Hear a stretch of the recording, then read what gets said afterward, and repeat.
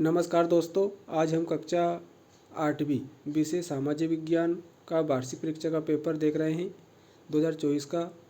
पहला प्रश्न है, धर्मनिरपेक्षता से आशय है राज्य द्वारा किसी एक धर्म को संरक्षण देना, लोगों पर किसी धर्म विशेष को थोपना, राज्य द्वारा किसी एक धर्म का पक्ष लिए बिना सभी धर्मों का सम्मान करना, धार्मिक भावना और प्रथाओं को कम करना। तो इसका सही उत्तर होगा सी वाला, राज्य द्वारा किसी एक धर्म का पक्ष लिए बिना सभी धर्मों का सम्मान करना।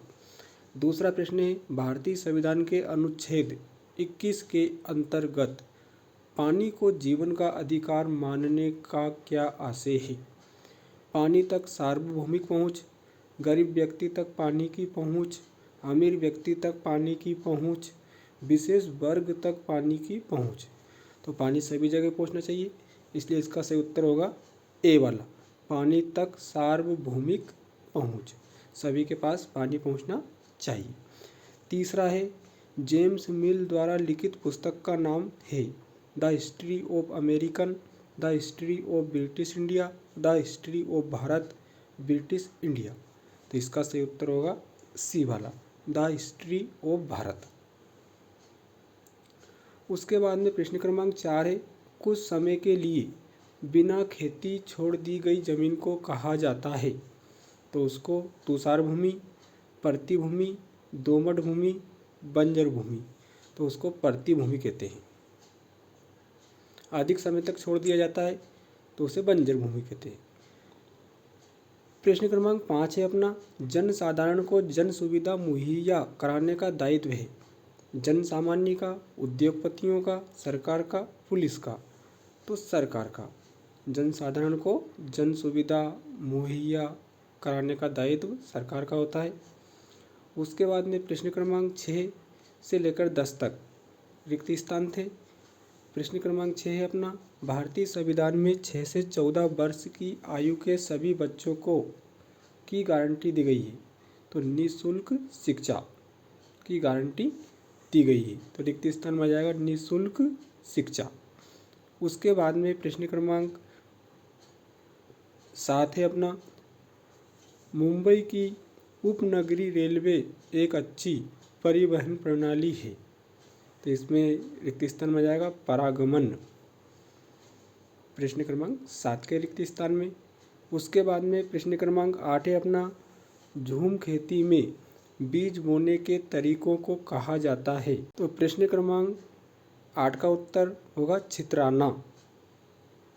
झूम खेती में बीज बोने के तरीकों को छितराना कहा जाता है। ब्रिटिश शासनकाल में प्रथम गवर्नर जनरल थे? यह रिक्त स्थान 9 में आ जाएगा, वारेन हेस्टिंग्स। उसके बाद में प्रश्न क्रमांक 10 है अपना, मौलिक अधिकारों को भारतीय संविधान की भी कहा जाता है? तो प्रश्न क्रमांक 10 के रिक्त स्थान में आ जाएगा आत्मा।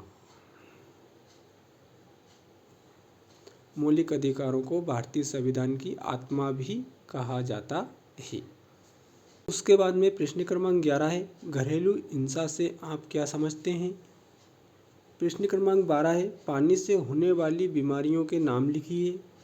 प्रश्न क्रमांक 13 है, संविधान के अनुच्छेद 17 में क्या प्रावधान किए गए हैं?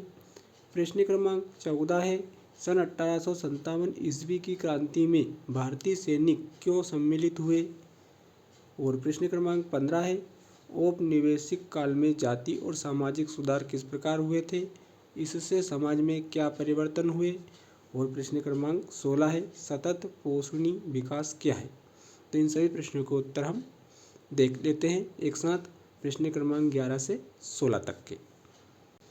यह प्रश्न क्रमांक 11 का उत्तर है घरेलू हिंसा वाला, कि घरेलू हिंसा अर्थात कोई भी ऐसा कार्य जो किसी महिला एवं बच्चे, 18 वर्ष से कम आयु के बालक एवं बालिका के स्वास्थ्य, सुरक्षा, जीवन के संकट, आर्थिक क्षति और ऐसी क्षति जो असहनीय हो तथा जिससे महिला व बच्चे को दुख एवं अपमान सहना पड़े, इन सभी को घरेलू हिंसा के दायरे में शामिल किया जाता है।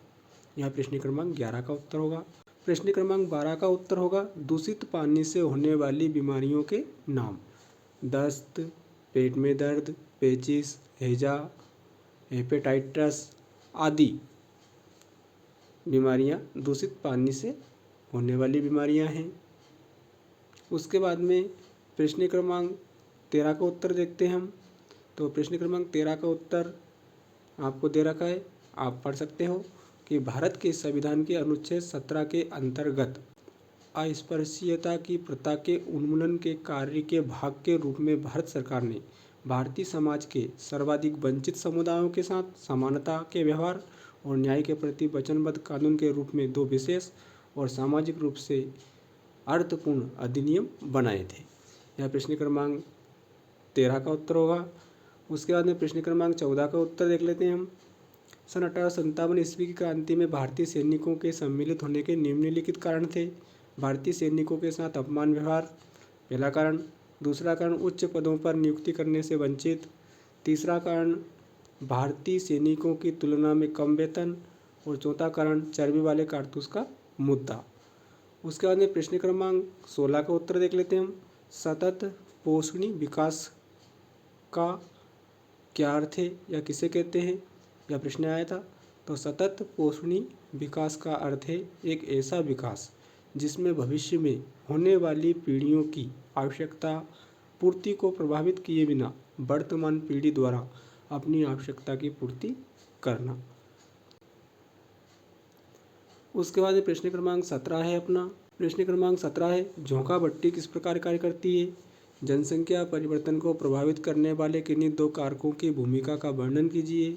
पावर लूम किसे कहते हैं? इनमें कौन काम करते हैं? उसके बाद में प्रश्न क्रमांक 20, संसाधनों को हम किस प्रकार संरक्षित कर सकते हैं? कोई 3 उपाय लिखिए। प्रश्न क्रमांक 21 है, परितंत्र के संतुलन को बनाए रखने में जीव जंतु किस प्रकार उपयोगी हैं? प्रश्न क्रमांक 22, महिला शिक्षा को बढ़ावा देने में किन महिलाओं का महत्वपूर्ण योगदान रहा? तो ये 3 नंबर वाले प्रश्न थे। उसके बाद में प्रश्न क्रमांक 23 से 26 तक ये 5-5 नंबर वाले प्रश्न थे जो आपने किए होंगे। तो प्यारे बच्चों और दोस्तों, आज हमने कक्षा 8वीं सामाजिक विज्ञान वार्षिक परीक्षा का प्रश्न पत्र देखा, साथ ही वस्तुनिष्ठ प्रश्न और अति लघु उत्तरीय प्रश्न हल भी किए। वीडियो को अधिक से अधिक शेयर करें, लाइक करें और चैनल को सब्सक्राइब जरूर करें। धन्यवाद।